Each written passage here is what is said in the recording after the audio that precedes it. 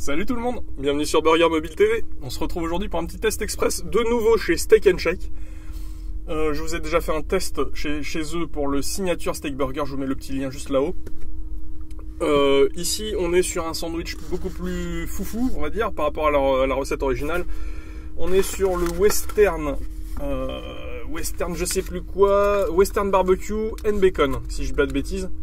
Donc c'est un sandwich à base de sauce barbecue qui est dans leur gamme double steak. Donc vous avez deux petits steaks. Contrairement à celui que j'ai testé l'autre fois qui était un burger simple, là j'ai deux steaks. Deux petits steaks plutôt qu'un gros. Alors à voir. Alors il est beaucoup plus petit en circonférence. On regarde tout de suite ce qu'il y a à l'intérieur. J'ai perdu un oignon. Hop, j'attrape ça. Alors on a un petit pain qui est beaucoup moins moelleux que celui du Signature Steak Burger. Étrangement. On a du bacon en quantité. Des oignons frits, des oignons pas frits, de la sauce barbecue, donc deux steaks, et dessous je crois qu'il y a du fromage, mais je peux pas trop vous le montrer. Il est entre les deux steaks en fait, pour souder les deux steaks ensemble. Ça sent bon, ça sent la sauce barbecue, ça sent les oignons, ça sent ce que ça doit sentir en tout cas. Le bacon a l'air plutôt sympa, sans être croustillant. On va tester ça tout de suite, regardez. C'est pas très gros, hein. C'est pas très gros, ça je suis un peu déçu sur la taille.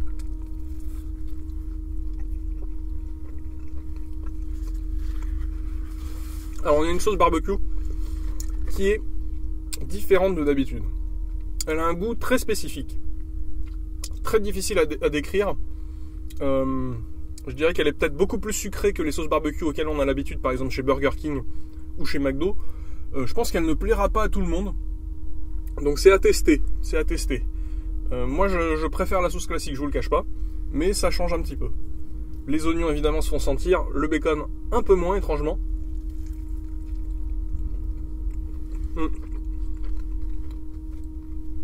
Je pense que ce qui me dérange, c'est qu'il y a une pointe de cannelle dans cette sauce barbecue.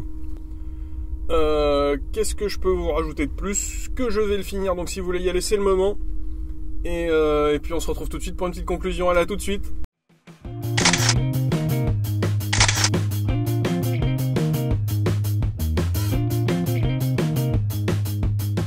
Bon alors les amis, qu'est-ce qu'on a pensé de ce Western Barbecue and Bacon de chez Steak & Shake?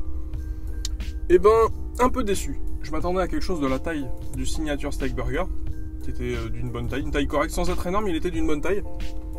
Et là je me suis retrouvé avec quelque chose de beaucoup plus petit avec deux steaks, un petit peu à la manière de McDo et des double cheese, qui n'ont rien à voir avec un Royal Cheese ou toute cette gamme royale qui est beaucoup plus, qui ont des steaks beaucoup plus épais.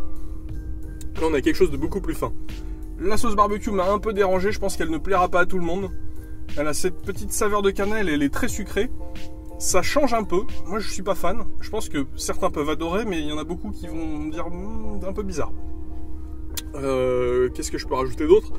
Je vais lui mettre une petite note, je vais lui mettre un 12 sur 20 parce que c'était un peu cher pour la taille. On est sur 7,95 € avec les frites, ça c'est les frites moyennes. Donc c'est des frites coupées à la main, faites sur place, etc. Je les trouve un peu grasses, un peu molles, pas assez croustillantes. Malheureusement. Donc je trouve ça un peu cher pour la taille du burger. Autant sur le Signature Steak Burger c'était bien, autant sur celui-ci c'est un peu moins bien.